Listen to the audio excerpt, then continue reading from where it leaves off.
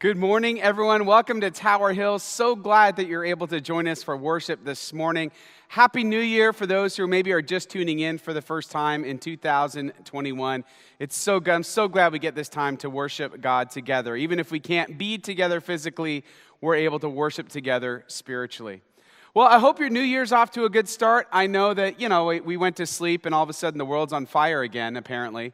But man, my goodness, the optimism of 2021 certainly didn't last very long. We didn't have a lot of time to revel in the new start of the new year, certainly according to what we've all seen play out at our nation's capital over this last week. And I know there's a lot of conflicting reports about who it was and who's involved, but in the end, it is a low point, certainly, for this country. And it feels like it's been coming, though, that this whole thing has been brewing. And what we've seen as trends happening over many years has all been accelerated over the last 9, 10, 11 months.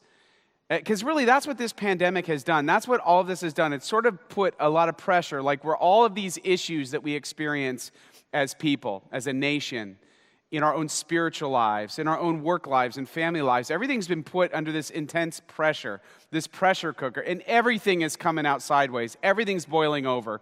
Things seem to be going crazy. I mean, here's what we do know, is that this recipe for what's going on in the world is creating a lot of problems. And so we're starting this new sermon series to really talk about the fact that Jesus is greater. That's a greater symbol. It's not some kind of weird New Age thing that we, right? It's a greater symbol that Jesus is greater than these issues that we are seeing in front of us. Jesus is greater even that we give Jesus credit for by the way we're living our lives. Jesus is greater than the world thinks, than the country thinks. More on that in a moment. But here's what we know. If we're going to make kind of an equation of the last 9, 10 months, it might be something like pandemic plus protest plus politics equals probably panic, but a paradigm shift. And it's a paradigm shift that's been a long time in the making, but this paradigm shift now under the pressure cooker of this last season we've been in is, well, maybe America has more cracks in it than we thought. Maybe this country has a lot more deep-rooted issues than we even realized or that we even ever wanted to stop and pay attention to. And it's changing right in front of us. We're realizing that there's a lot more hurt, there's a lot more brokenness, there's a lot more division than there has ever been that we could perhaps recall. And the reason why this happens, why there's a paradigm shift, and maybe this isn't the America I thought it was. And, listen, I feel like being born in this country is, you've won the lottery, right? I mean, so many things about this nation, about our freedoms, but we've got our issues, right? And the thing is, this is how paradigm shifts work, is that people will begin to challenge whatever the existing paradigm is when it no longer fits the observed data. So you could pick any number of things about what's gone on in our country, and you start thinking, oh my goodness, like, I'm seeing how things are playing out, and it doesn't look like the America that I know. So therefore, I start to come up with a different paradigm of how this country really is doing. Now, while certainly this has all been in full view of us in our country over this season, this is true in every part of our lives. And it's especially true spiritually. That if we see data, sense data around us that seems to conflict with our paradigm of God, we start constructing a new paradigm. And sometimes that's healthy, but oftentimes it's not. Oftentimes it drives a wedge between us and the truth because we start inventing our own truth based on what we're seeing in front of us. Now, in our country, what we do, and we do this spiritually too, but we like to play the blame game. Remember the old song, The Name Game? Okay, yeah, I'm super old, but the name game, right? The blame game. I mean, this is just, if you're just taking this country as an example, I mean, think about all the fingers that have been pointed everywhere, right? Blames on Democrats, blame Republicans, blame people of color, blame white people, blame rich people, poor people, religious people, which actually just means Christians, and irreligious people. Blame all of them because they are the problem. It's that problem, that problem. And the truth is, it's probably a complexity that involves multiple people spread out over, all different kinds of demographics. But the thing is, when we start playing the blame game, we start losing sight of the truth. And maybe because we don't want to recognize what the truth is, or we don't want to face what the truth is. But the thing is, I think we all need to be reminded that it's not just a sociological problem we have in America, for example. It's essentially, at its core, a spiritual problem. It's a problem inside of us. It has to do with sin and brokenness. And while I am a fan of science, I think anybody who thinks, well, we can just science our way out of this problem is gravely mistaken. Science can help us. It can contribute to the overall picture of what's going on, but really, you have to address the sin problem. This is the problem that's creating all the other problems. The answer, therefore, has got to be spiritual. See, a paradigm shift occurs when there's a better explanation based on a better interpretation of the data. We see this all around us all the time, and this is how science works, right? You have a scientific theory until there's a better explanation, which is a better interpretation of the data. And you've experienced it in your life, when you went off to college, right? You thought, well, my parents don't know anything. They're morons. Then by the time you were done with college, you're like, oh, maybe they weren't so dumb. Maybe they kind of knew what they were talking about after all. And, it's a paradigm shift that happens as you gain maturity, as you live a little life and realize some of the issues that you never knew existed. The point is, not only have we experienced a paradigm shift in our country, but I think we need a paradigm shift back to the truth about Jesus. Over the last several decades, there has been a paradigm shift regarding Christianity in North America, for sure. And the reason is people are looking at the data and they're saying, well, Christians aren't acting the way Jesus says to. Therefore, there must be something broken about this. Right? The paradigm that we've seen over the last few decades, exacerbated by the last 9-10 months, is what? Christians are more like a closed fist than an open hand. Christians are about holding on to preserving whatever they think needs to be preserved, canceling people that they object with, obstinate, perhaps intolerant, perhaps cruel, perhaps using the Bible as a blunt weapon, so to speak, angry, self-righteous. Now, I'm not saying, listen, Christians, we know that we're imperfect, even the best of us. But I think in a lot of ways we've earned this paradigm that we've received from our country, perhaps the world, in that Christians aren't behaving in such a way that makes me want anything to do with Jesus. That's the paradigm, I think, that we're struggling with. And then people make even though it's not right, they make the leap to, well, if Christians are like this, then Jesus must be like this. And if that's what Jesus is about, if that's what the Christian faith is all about, I don't want anything to do with it. And one of the reasons why people, we know, of course, that that's not true, but you can kind of understand how it happens, is that people see the sense data around them and they develop a paradigm based on what they're seeing, which may or may not be the truth, or it may be a bad example of something going on, but doesn't represent the larger whole. But one of the problems here is actually bad theology, the wrong interpretation of the data. Theology, of course, is just a fancy way of saying understanding God or the study of God. You are a theologian if you've ever thought about God and what you believe about God. You've done theology. But the thing is, bad theology, bad interpretations lead to a lot of bad answers about who God is and what God means to me.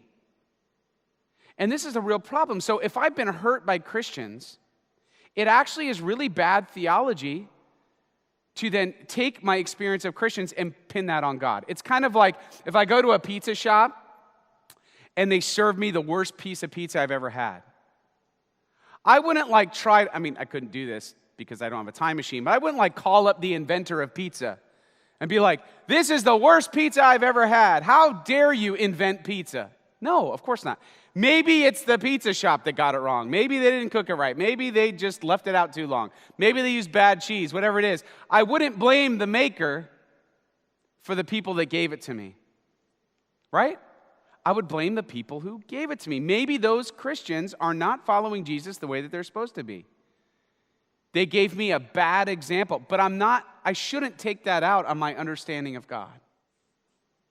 So let's turn this around and ask kind of a positive question about what this means for us, what it means for faith in our understanding of God in the face of all the data that we're seeing around us. And the question is, why should a 21st century American put their faith in Jesus Christ based on the data?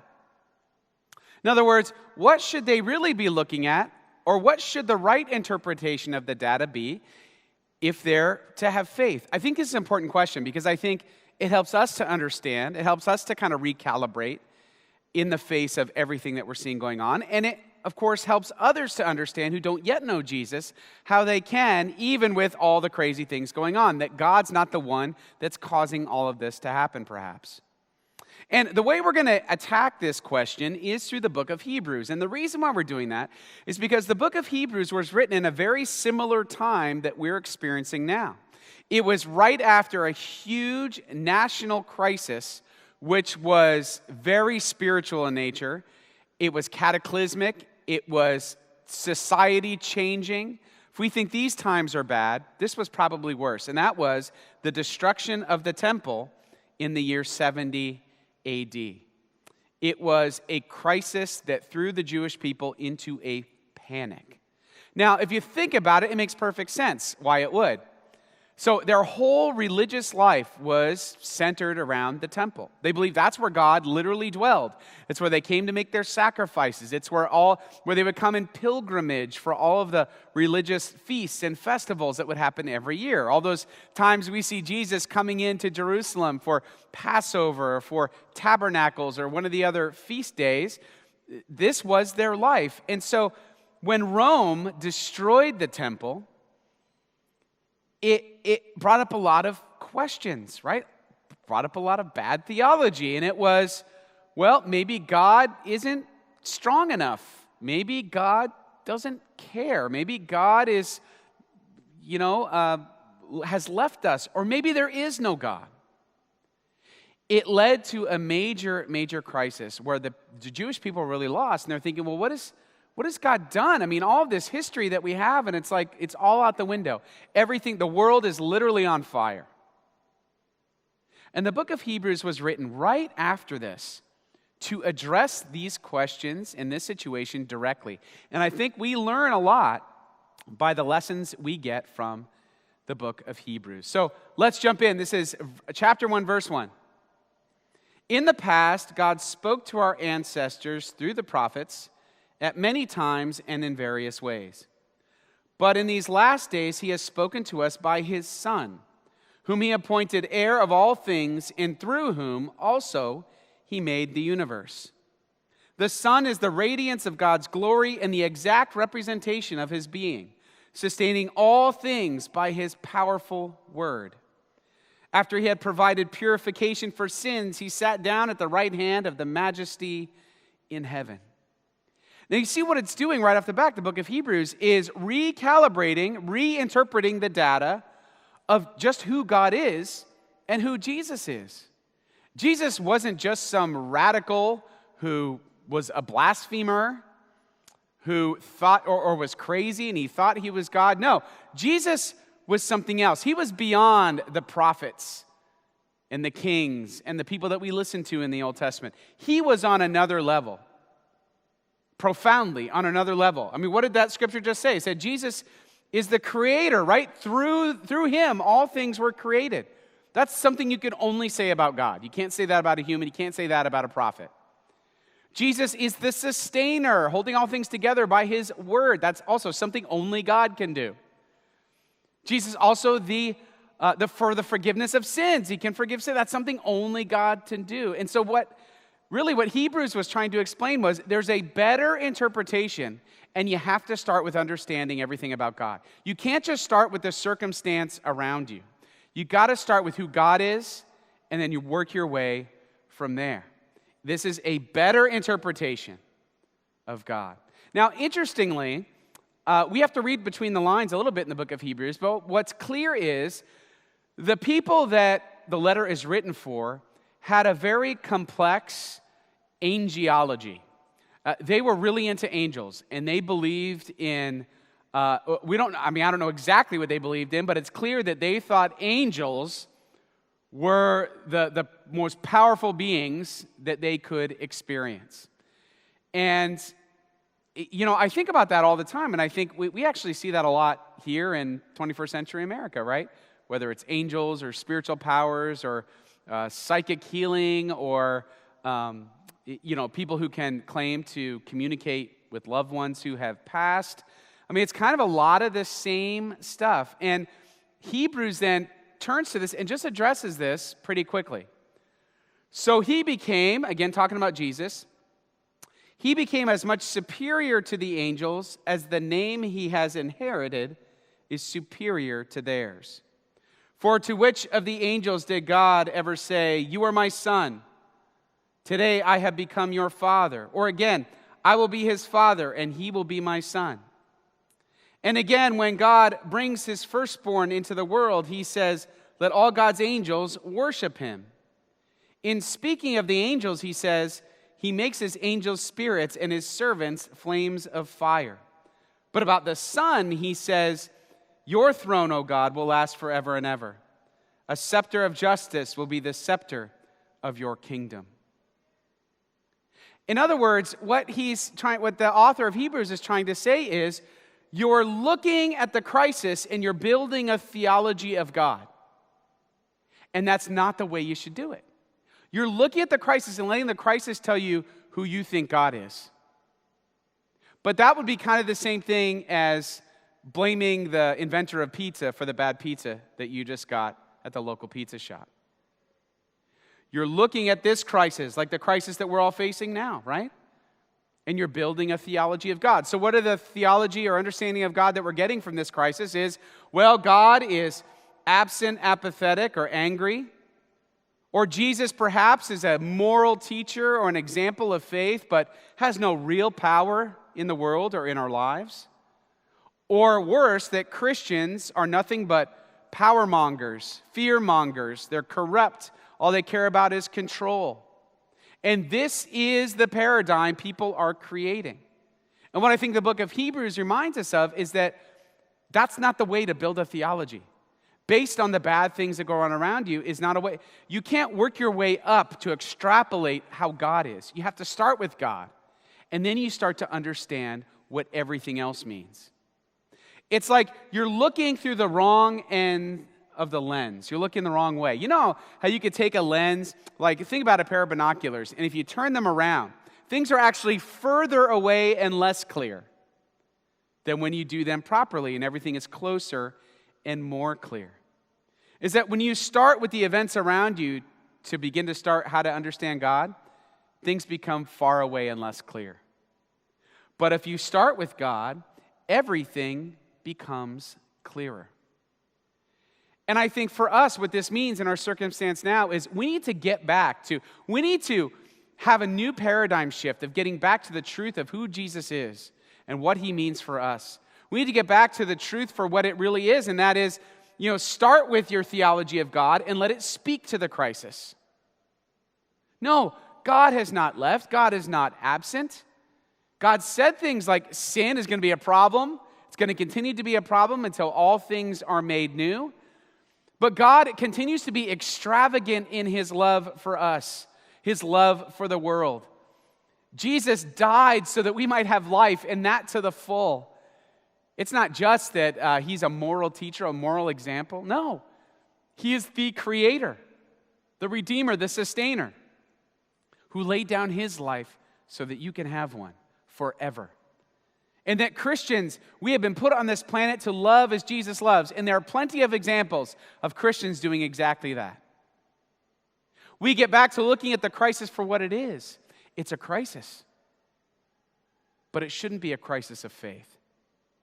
Quite the opposite. It should push us to live a real, authentic, powerful faith in God, where we start with God and we work our way out to everyone else with His love, sharing it with everyone in every way that we can. In other words, maybe the problem is the pizza shop. Maybe the problem is the way that Christians in this country have behaved or have allowed themselves to be painted a picture of a certain way. What is it that we're known for? Are we known for anything, or are we kind of known for what we're against? Are we known for how much we love people who don't agree with us? Are we known for laying down our lives for the least, the last, and the lost? Maybe we got to do a better job of making the pizza. Maybe then people will get a better understanding of who God is and what it means, what He means for their lives. See, something amazing happens when you get this part right in your life. When you figure out who God really is, it's like all these disparate parts of your life fall into place. It's like you get a holy and spiritual recalibration. You get back to functioning the way that you're supposed to be. Everything kind of lines up. Once you know who Jesus really is, it recalibrates your heart and makes forward movement possible. Once you get the identity of Jesus right, then you get your identity right. Then you start to understand what this whole thing means and your place in the big picture. Yes, even in the crisis. In the Gospel of John, Jesus puts it this way. He's getting questioned by a lot of doubters, a lot of haters. And he has some of his disciples and followers there too. And they ask, "Who are you?" "Just what I have been telling you from the beginning," Jesus replied.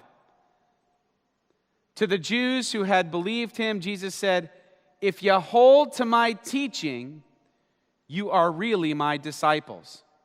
Then you will know the truth, and the truth will set you free." Once you know who He really is, and you hold on to His teaching, like you would if you know who God really is, then that is going to set you free. The politicians aren't going to set you free. The circumstances are going to set you free. It's the truth about who God is and what your life is about that's going to set you free. And what happens is people will begin to challenge a paradigm when it no longer fits the observed data. When they start seeing Christians acting like the hands and feet of Jesus Christ, they're going to change their paradigm. I can't think of a better time for this nation and this world's paradigm to be changed about who Jesus is. No matter what you see in front of you, no matter how bad things look, Jesus is greater than. Jesus is greater than anything. And somehow we've lost that, I think. The church has lost that. Jesus is greater than all of this. We need to live like it. We need to live in the hope of the gospel. Imagine with me for a minute what it would be like if we all really believed it. If we all really believed that Jesus is bigger than all this, greater than all of this. And if we would just remember who He really is, we remember who we were meant to be, and we start living a life without the hate, without the fear, without the chaos, without the panic. I mean, that's what the writer of Hebrews was trying to say. Look, God's got this. He's had a plan from the beginning, and that plan is Jesus Christ. Yes, everything around you feels like it's on fire, and some of it quite literally is. But don't let that shake who you know God to be. I hope this helps you as you move forward this week. And we're going to be talking about this for a couple of weeks. Who is Jesus really? And to know that Jesus is greater than any of the fears, any of the challenges that we're going to face. Amen.